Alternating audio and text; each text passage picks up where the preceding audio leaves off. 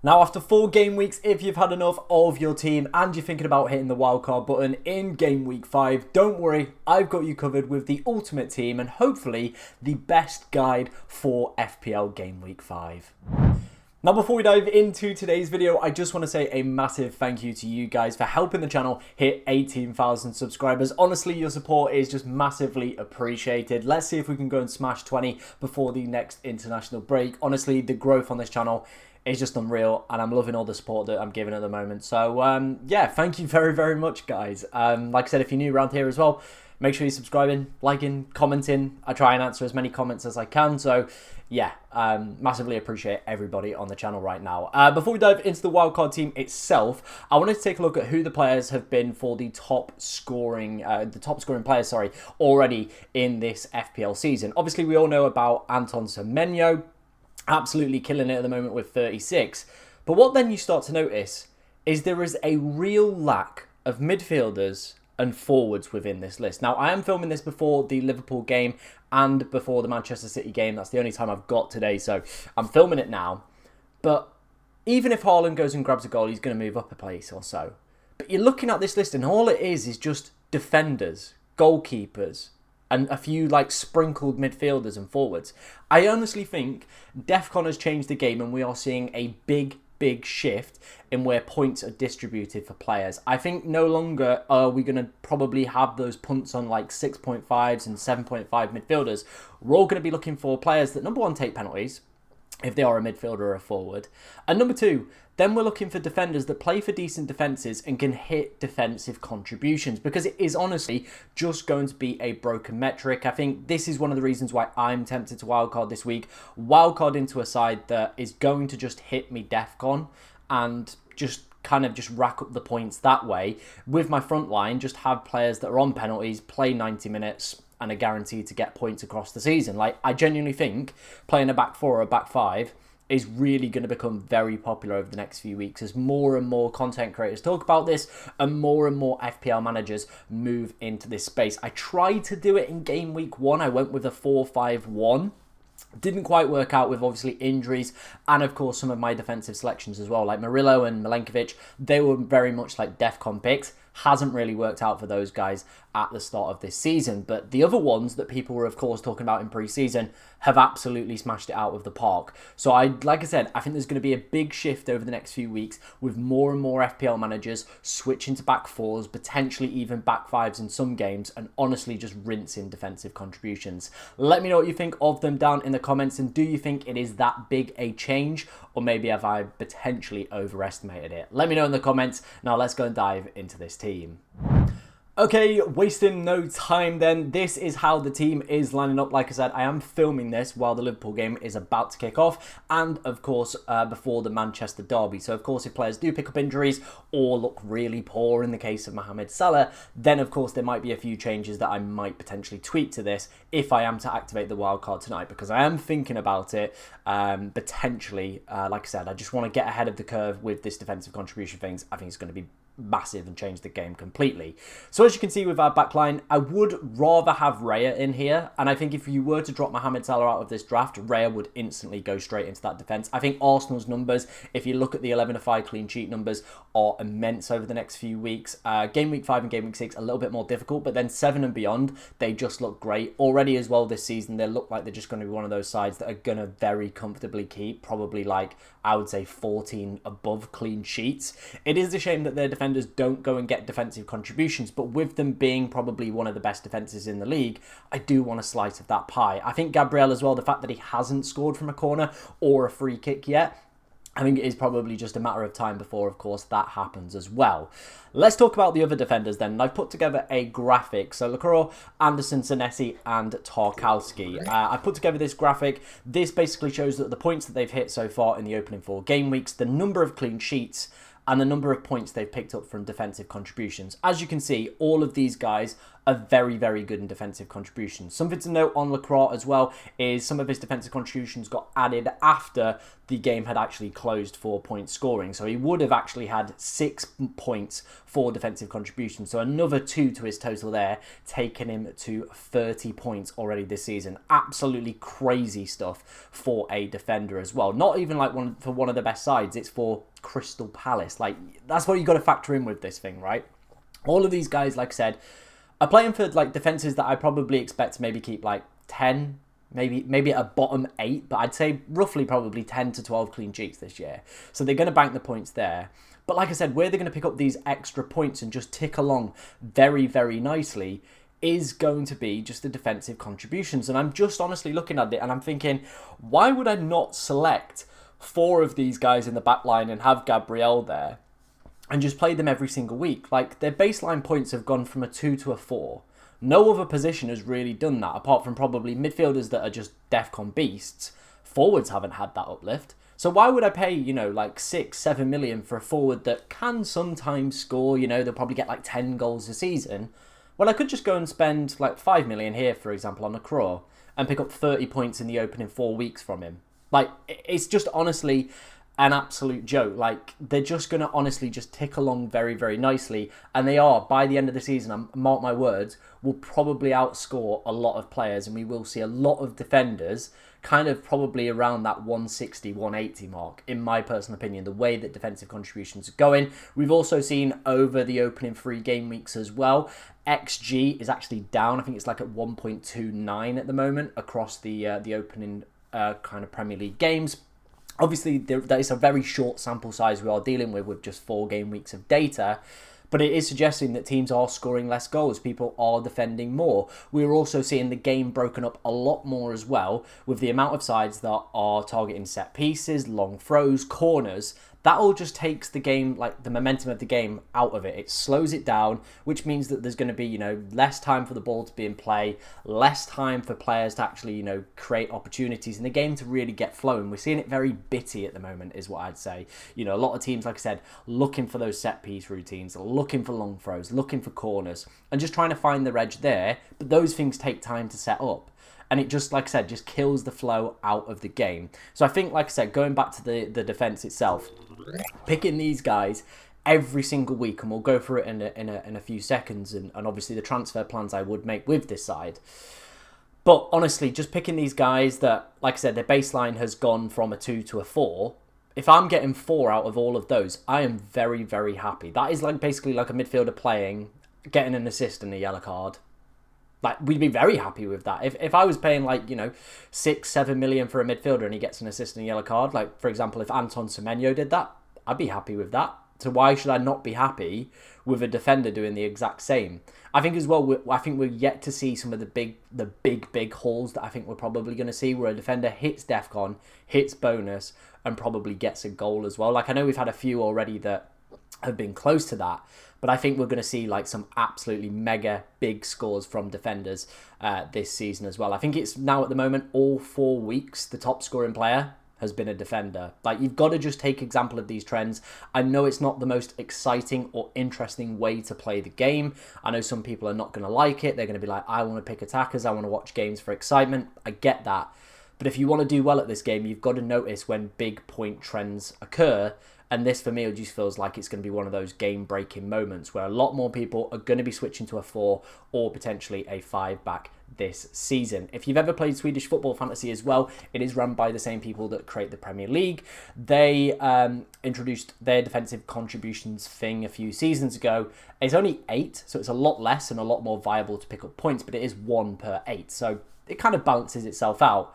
But if you look at that game, and obviously if you look at any models for that game, who are the top players? They're defenders, because again, they're just picking up additional points for just doing their job. Their baseline is a lot higher, and they're a lot more kind of cheaper in terms of prices. So especially this season with the pricing the way it is, I think we've got to take full advantage of it. A lot more people are going to be rocking back 4s and back 5s, like I said. Now let's go and dive into the attack of this side. Okay, heading into the midfield then, and let's discuss the picks that I have selected for this one. We've gone for Caicedo, Salah, Anton Semenyo and Bruno Fernandes. And I like these guys all very much for different reasons. Let's talk about Caicedo first then. 29 points for him so far this FPL season is an absolute joke. Like, genuinely a joke. I tweeted about it a few weeks ago. I think it was maybe after the West Ham game. I was like, this guy is going to just break the game. Like, he is. Because his baseline, like I said, has gone up from 2 points to 4 because he just hits DEFCON every week. He just does. Now, he is going to pick up some yellow cards across the board. I think he picked up 11 last season, so there are going to be some of those. But Chelsea are probably going to be one of the better sides for clean sheets this year, so most weeks he's probably going to come away with a 3-pointer just for starting, like playing and clean sheet. You factor in he gets his 2, that takes him up to 5 most weeks. Like, literally, he's probably going to hit DEFCON, I would say, in probably like 80, 90% of his games this season. So you've got a player there that could just hit 5.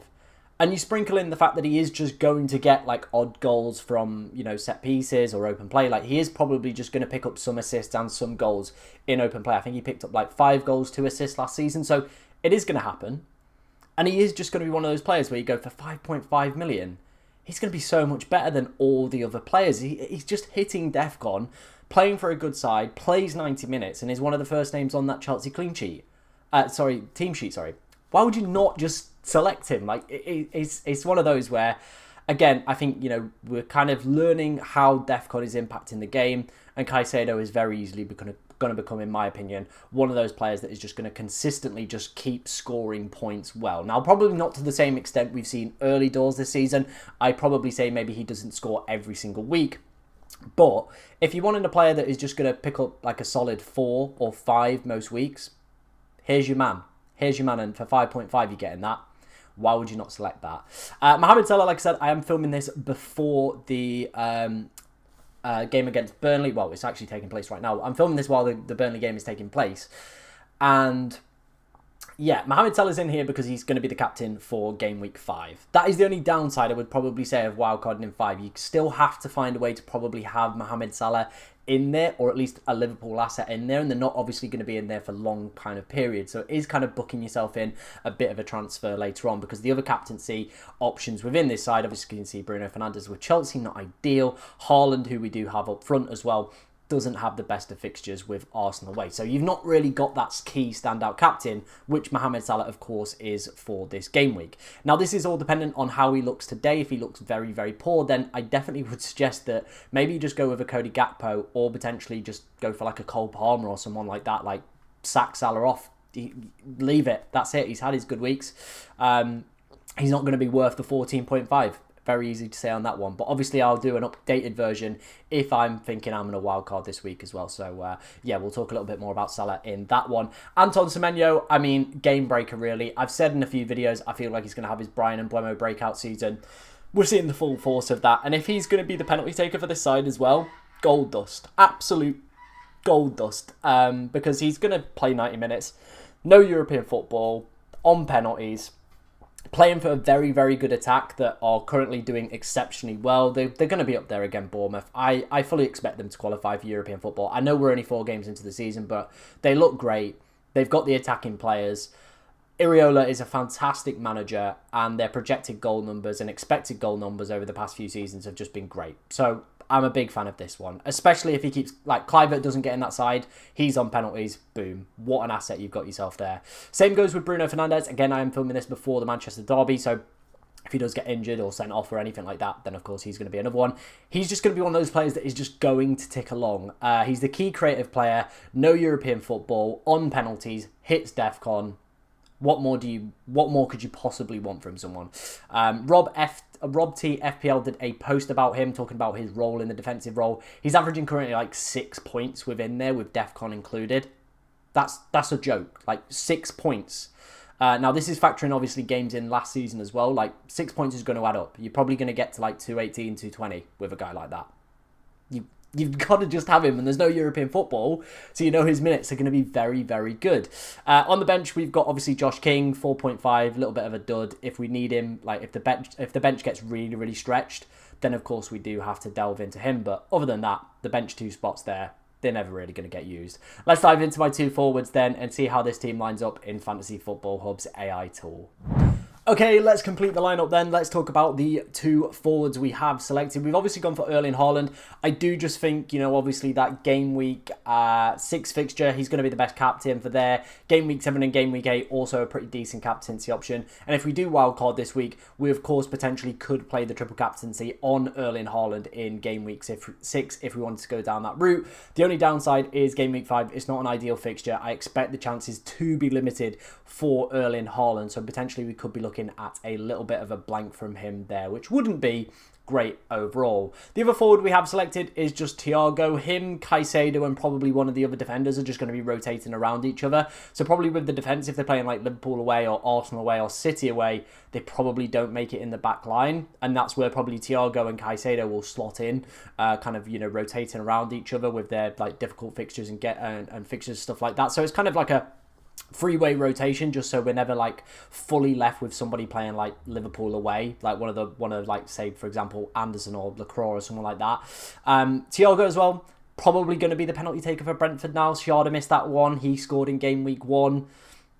And again, the minutes are good. 6 million. There aren't many other forwards at that price point that are doing very similar. So why would we not just select him for 6 million and, like I said, just have him rotate around? Most weeks he's probably going to be sat on our bench anyway, because obviously we'll be looking at Caicedo and Tarkowski. He also potentially could be upgraded to Gyökeres in a few game weeks time as well, come game week 7. Obviously we could drop Mohamed Salah down and of course look to upgrade him to Gyökeres with some good fixtures coming up for Arsenal in game week 7. But of course the next two is going to be Manchester City and Newcastle, so not ideal from an attacking perspective. Let's head over to Fantasy Football Hub then, see what the AI has scored it. It's scored it at 93%, so it's not the biggest fan of what I've actually built here, to be honest. Yeah, it doesn't really like it. It's obviously lined it up exactly the same as what I would do. I think obviously we are going to see some changes to some AI algorithms over the next few weeks and models, with of course I would say like defenders here. I'm expecting these points projections to definitely go up when they start to factor in DEFCON properly. Game week 6 then, this is how you would probably line up. You'd probably chuck Tarkowski in there ahead of Lacroix.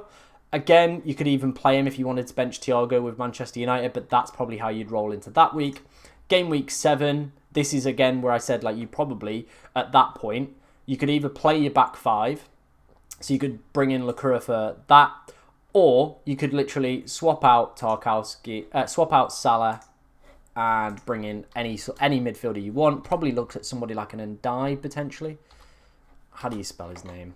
I'm on bloody thingies on at and die like that. Oh, this is embarrassing. I can't remember how to spell his name. Anyway, you bring in and die. There he is. And you probably would then bring in Gyok. Where is he? Where's Gyökeres? There he is. So like that. That's the moves you would make. I don't know why Verbergen has all of a sudden appeared in goal there, but that is the moves you'd make there. He would probably go in ahead of Caicedo, and that is how you'd look for game week 7.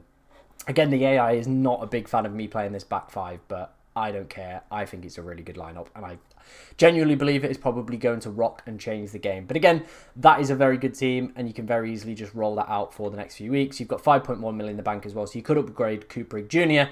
and of course look to baby bench boost in like a game week 8 when you've got some decent fixtures there as well for this side. Let me know what you think of this wildcard then. Like I said, it is a little bit out there. It is very much on the DEFCON kind of side. I'm interested to hear your guys' thoughts on it in the comments section. Of course, if you've got any questions about your own team as well, get them in the comments as well. Try to answer as many as you possibly can. But thank you for watching today, ladies and gentlemen, and good luck in FPL Game Week 5.